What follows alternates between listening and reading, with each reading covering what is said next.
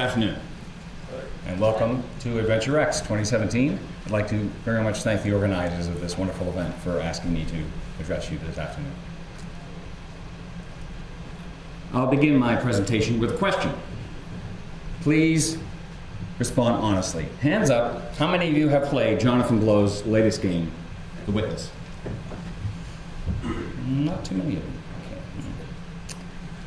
As a practical necessity, the anecdote I'm about to share reveals a number of design details that would normally require dozens of hours of play to discover. These spoilers have been minimized to the best of my ability. Nevertheless, in my opinion, the value of playing The Witness without foreknowledge far exceeds any value you are likely to extract from this lecture. This is not false modesty. If you intend to substantially complete the game, please do me and the game's designer the honor of excusing yourself from this auditorium.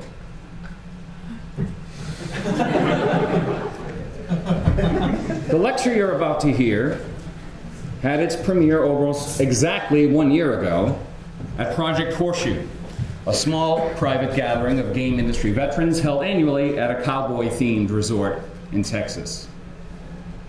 It was the second time I had been invited to speak at Horseshoe. The first was 9 years earlier, on November the 2nd, 2007. This happened to coincide with a particularly difficult period in my professional career. I was working as creative director of Imagine Engine, a division of Foundation 9 Entertainment.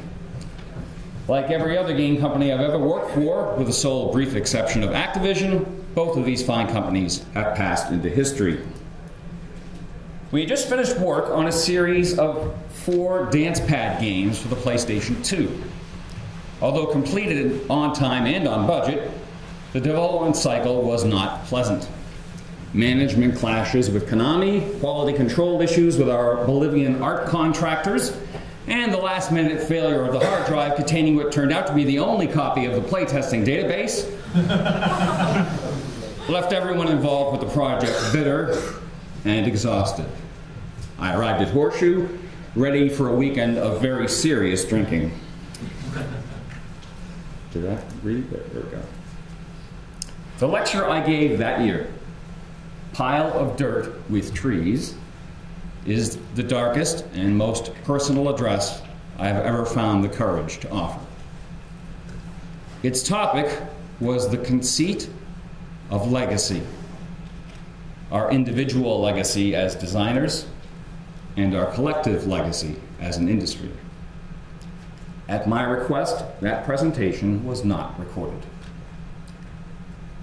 Turns out I didn't actually drink very much that year.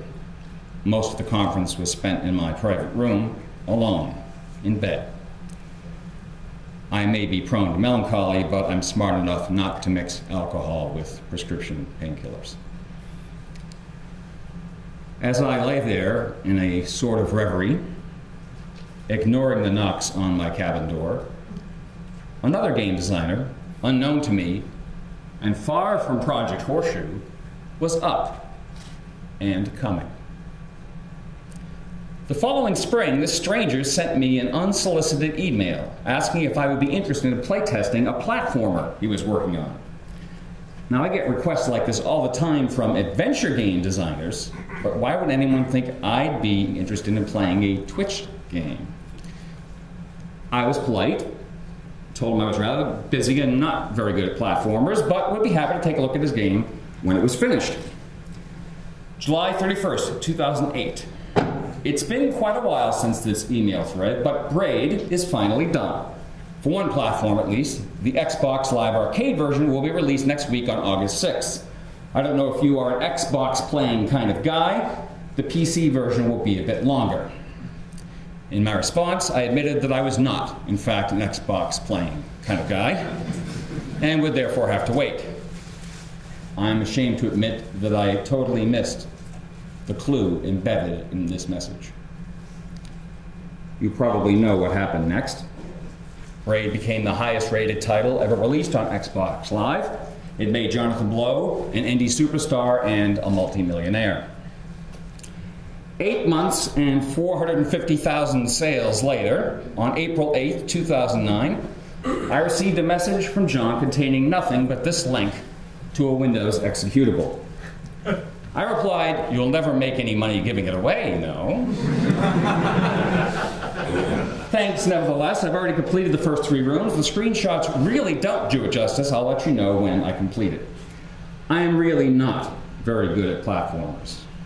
But Braid's time reverse mechanic makes it not only easy, but necessary by design to back out of suboptimal moves and keep trying.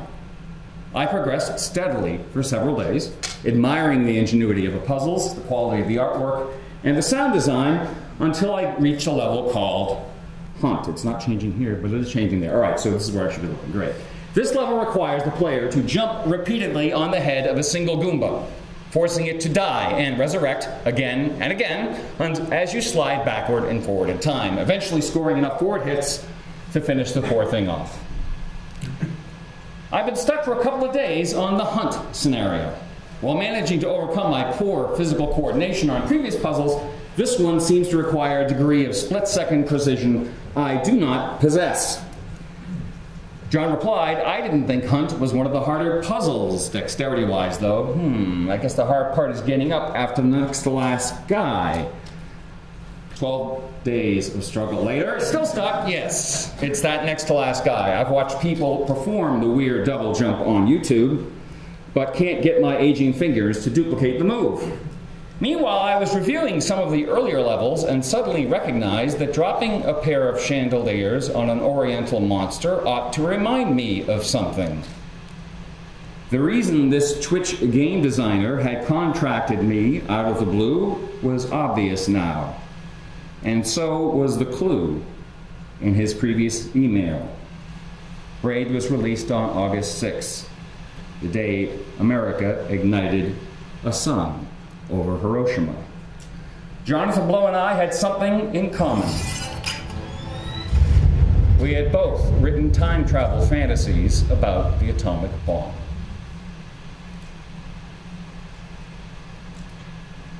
It appears you have appropriated the mechanics of Mario, Donkey Kong, Prince of Persia to fashion a pensive meditation on the Manhattan Project, the meaning of time and loss, and the problem I call the mystery of choice, just as I appropriated the mechanics of Zork for the same purposes some 23 years ago.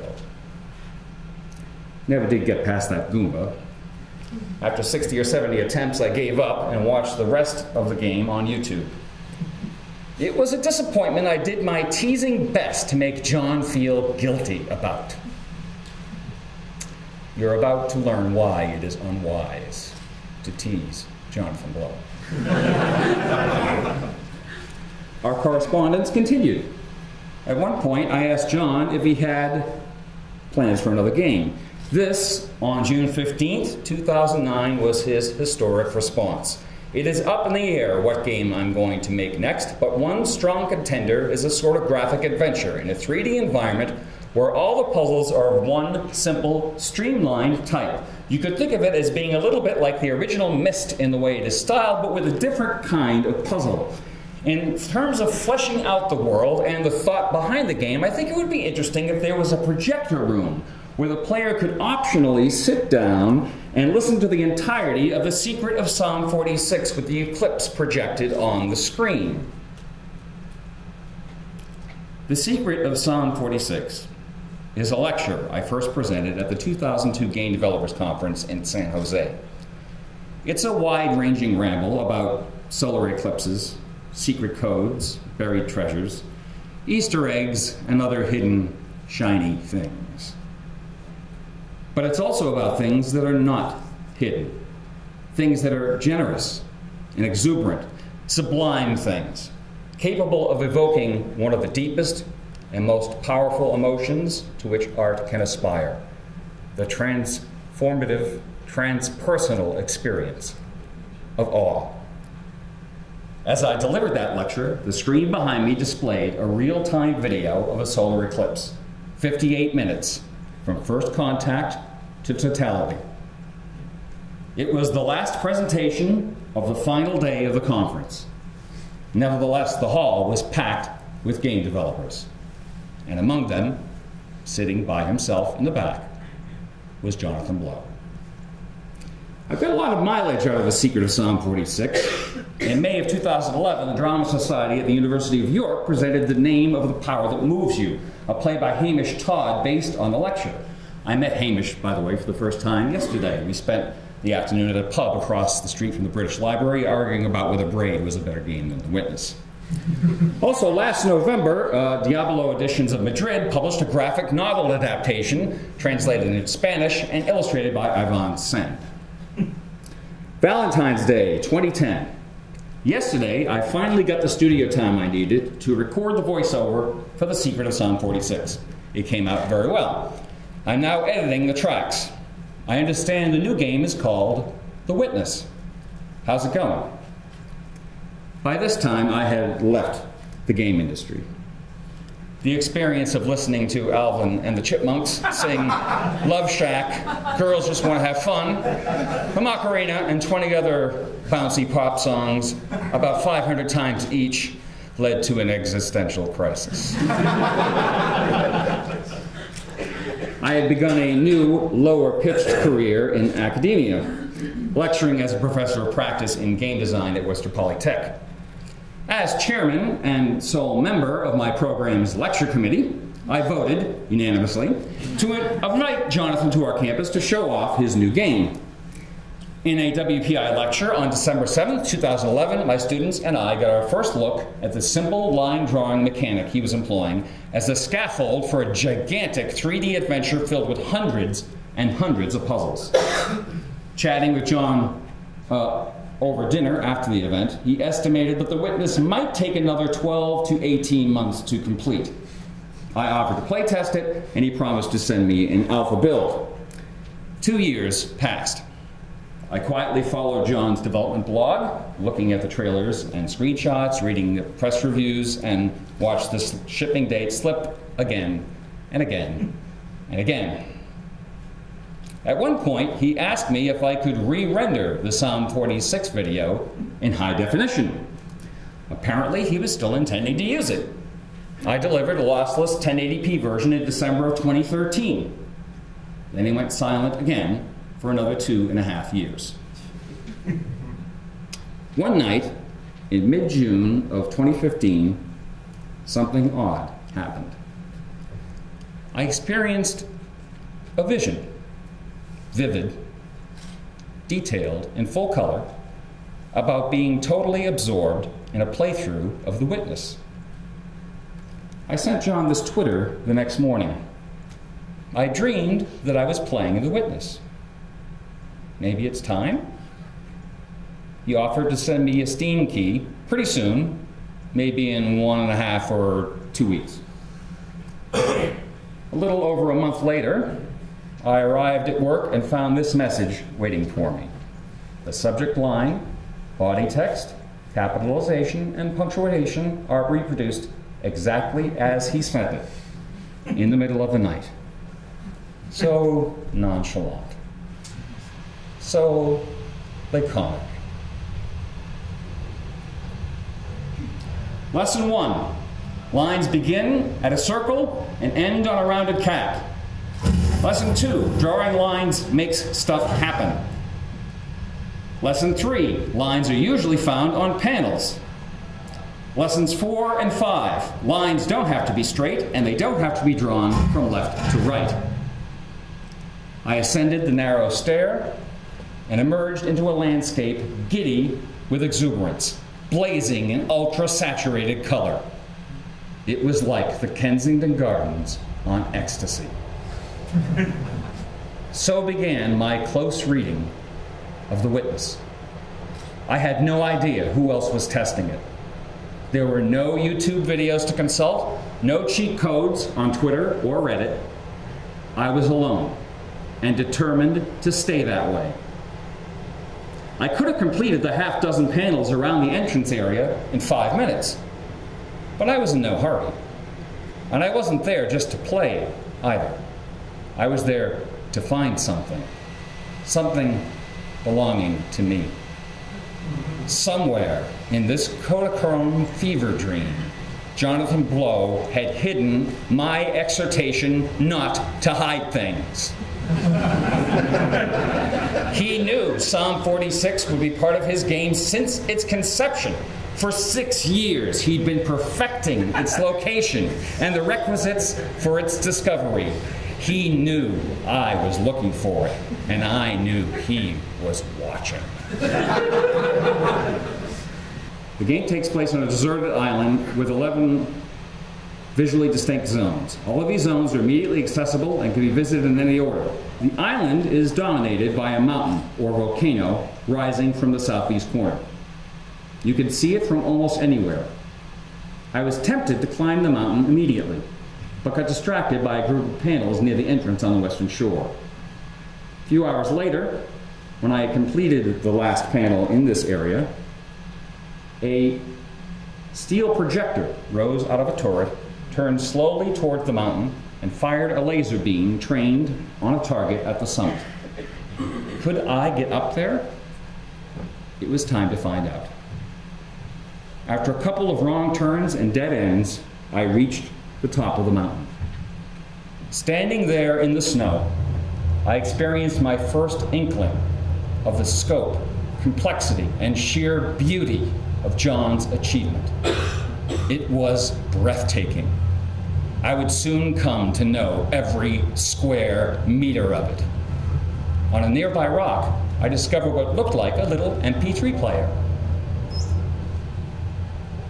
And you think about what you're experiencing and why. Do you deserve this? This fantastic experience? Have you earned this in some way? Are you separated out to be touched by God, to have some special experience here that other men cannot have? You know the answer to that is no. There's nothing that you've done that deserves that earned that. It's not a special thing for you. You know very well at that moment, and it comes through to you so powerfully, that you're the sensing element for man. You look down and see the surface of that globe that you've lived on all this time, and you know all those people down there. They are like you. They are you. And somehow you represent them when you are up there. A sensing element, that point out on the end, and that's a humbling feeling. It's a feeling that says you have a responsibility. It's not for yourself. The eye that doesn't see does not do justice to the body. That's why it's there. That's why you're out there. And somehow you recognize that you're a piece of this total life. You're out on that forefront and you have to bring that back somehow. And that becomes a rather special responsibility. It tells you something about your relationship with this thing we call life. And when you come back, there's a difference in that world now. There's a difference in that relationship between you and that planet, and you and all those other forms of life on that planet, because you've had that kind of experience. It's a difference, and it's so precious. And all through this, I've used the word you because it's not me. It's not Dave Scott. It's not Dick Gordon, Pete Conrad, John Glenn. It's you. It's us. It's we. It's life. It's had that experience. And it's not just my problem to integrate. It's not my challenge to integrate, my joy to integrate. It's yours. It's everybody's. Russell Schweikart, 1975.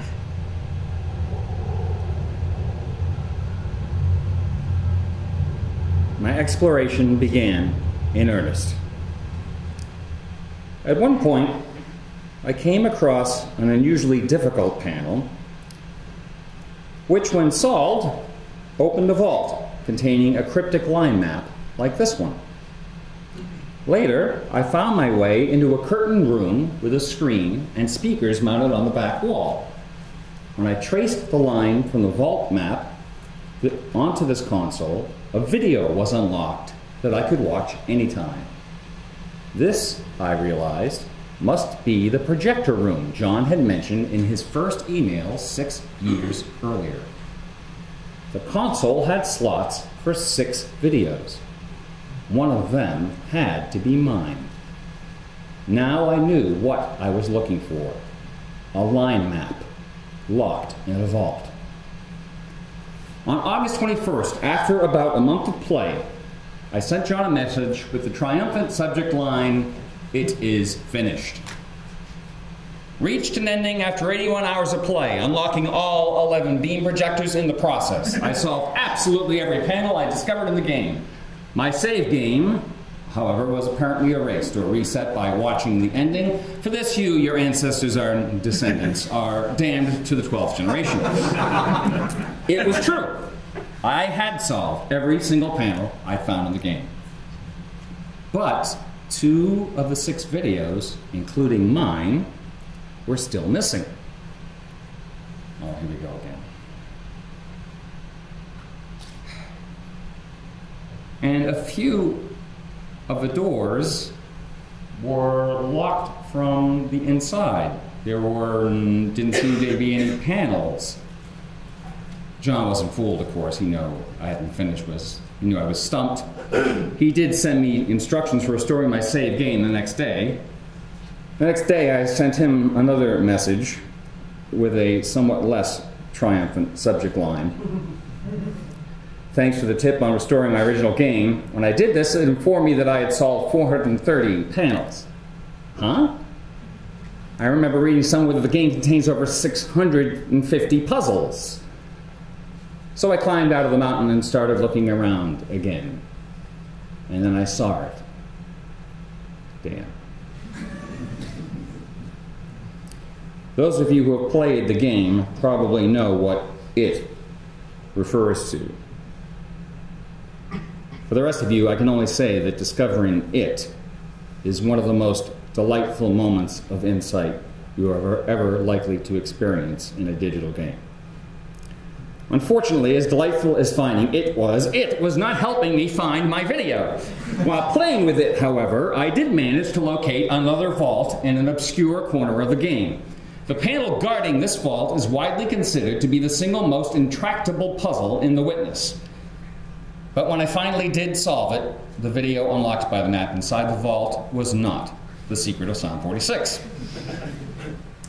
I wandered the island for another 30 hours, utterly bewildered. Even John became uneasy about the difficulty I was having. He asked me to send him my latest save game so he could see where I stood.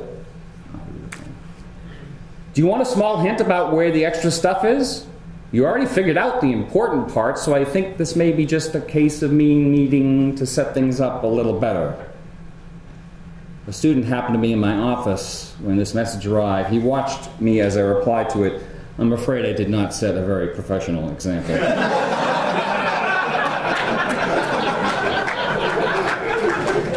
In November of 2015, I was invited to speak at a conference in Buenos Aires. One of John's friends, Dan Bermucci, happens to live down there. This was my first chance to talk with anyone besides John who had actually played The Witness. When I explained to Dan my situation, he said that I had misinterpreted John's offer about hinting the game.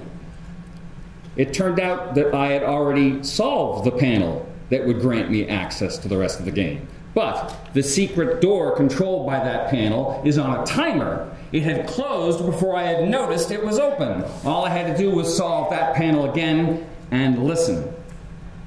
I raced back to my laptop. Within an hour, deep in the bowels of the mountain, I found myself standing in front of this. The search was over. I knew the key to my lecture was sealed inside this crypt. This was the moment I and John had been waiting for. There are 3 panels over the entrance to the crypt.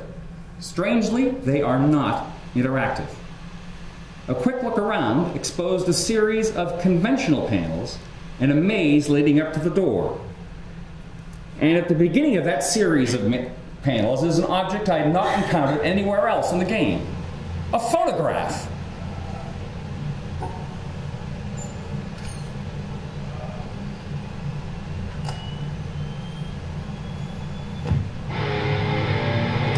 The crypt is guarded by a speed run of 14 panels, randomly generated, with some of them randomly placed.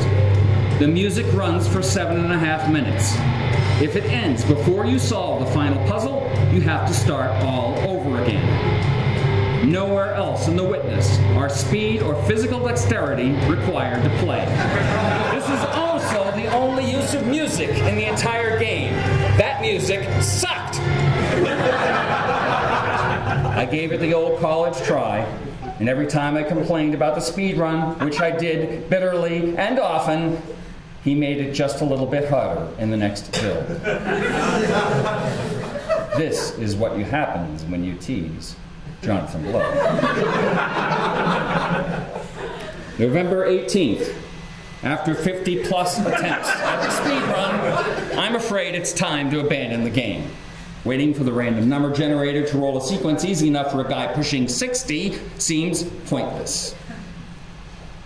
Several dozen runs later, it occurred to me that John might, for the benefit of aging professors, have provided a secret method by which I could bypass the speed run. I spent days looking around the mazes, observing the behavior of the panels and watching the door of the crypt as the music played. And my hunch paid off. I found something. Oh, I think this one here.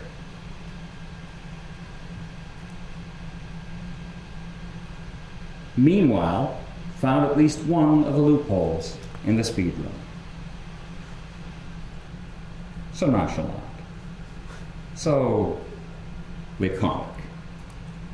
Wait, you found a loophole in the speed run? That might well be a mistake, depending on what you mean by that. So I discovered that once you solve the panel that hints the blank, you could proceed directly to the blank, ignoring all the pesky panels in between, which you have kindly made even harder.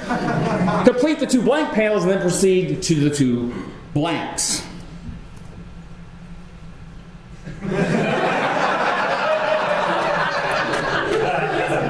Can't say I'm not a thorough play tester. He did swap out the horrible music with something more tasteful before the game shipped, but he couldn't resist turning the screw one last.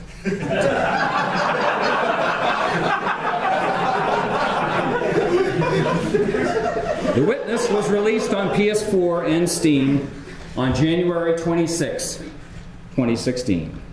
At exactly 5:29 that morning, I twittered, "I cannot be regarded as impartial regarding The Witness.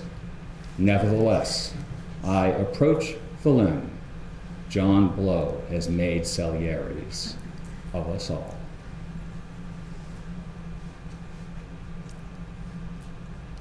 Great.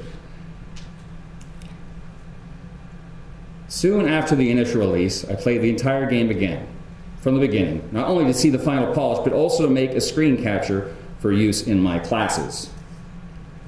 I knew where everything was placed, and it was done in about 30 hours, with everything except the speed run. One of my students completed it on the 7th attempt. This annoying accomplishment revealed yet another perversity. In order to super complete the game, John made it necessary to watch The Secret of Psalm 46 in its entirety without stopping. All 58 minutes. If you pause the game, the video rewinds to the beginning. I did not give up. I knocked my head against the damn speed run 3 or 4 times a day, and one afternoon, about a month after the game shipped, the god of random number generators took pity on me. I rolled 14 snake eyes and finished with 35 seconds left on the clock. At the moment of solution, I'm afraid I may have screamed a triumphant profanity within earshot of several students. In fact, the door of the crypt slowly opened, and there inside was the line map needed to unlock the video of The Secret of Psalm 46.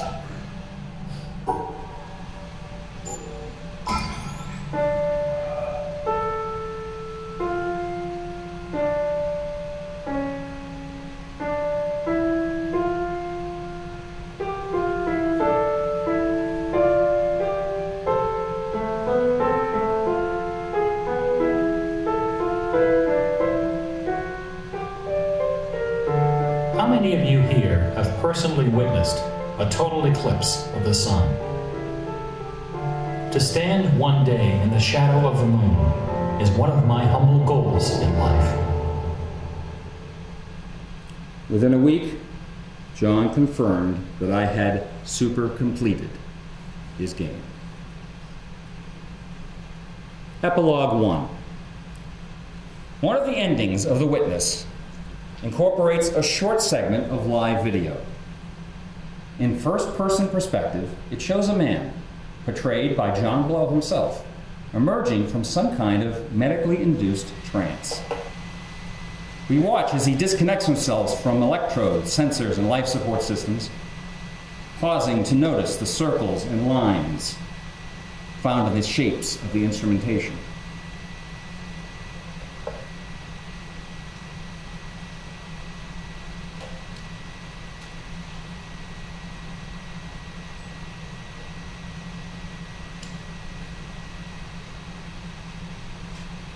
Putting on his slippers, he rises unsteadily to his feet and supports himself against a pillar.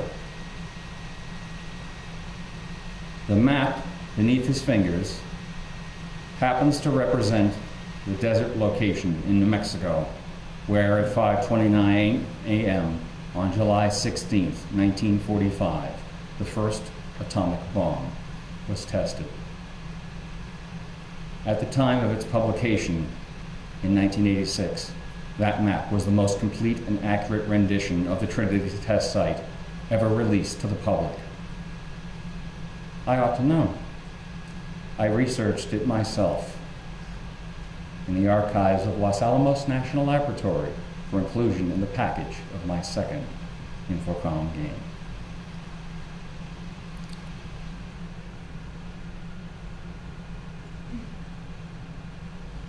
Don't mistake the fingers for the moon or the sun. This moment is not merely a nod to an obscure text adventure. It is also an allusion to the Trinity gadget, a concentration machine capable of achieving supercritical mass. In this, it resembles The Witness, a ludic fugue which aspires to be nothing less than a concentration machine capable of evoking supercritical insight.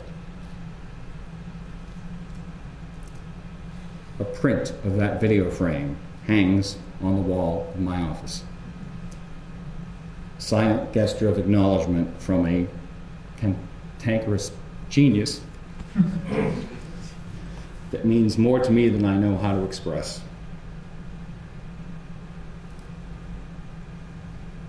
A few years ago, I decided it was time to publish that lecture I had given at Horseshoe back in 2009. To temper its darkness, I included this poem by William Butler Yeats as a prologue. To a friend whose work has come to nothing. Now all the truth is out. Be secret and take defeat from any brazen throat. For how can you compete, being honor-bred, with one who, were it proved he lies, were neither shamed in his own nor in his neighbor's eyes?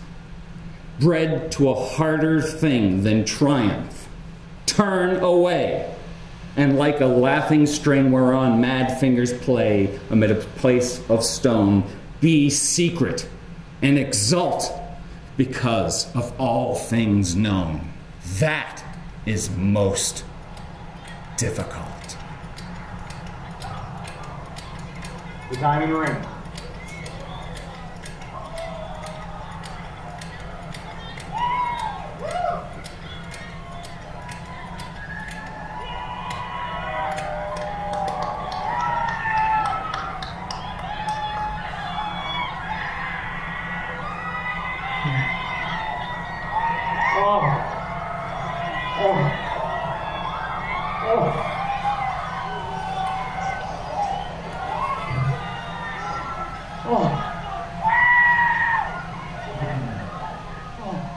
You cannot know how or if the gains you make will touch the lives of your players. I offer you this lecture and myself as proof that we do not stand on the shoulders of giants. But if you're lucky, like me, you may one day experience the sublime humiliation of standing in the shadow of the moon. If we are remembered at all, it will only be because young people are so easily impressed. Thank you.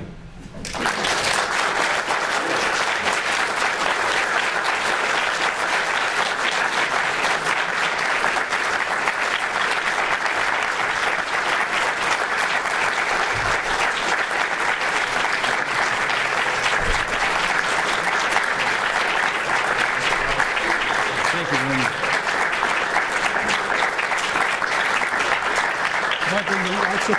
There's a question? Yeah.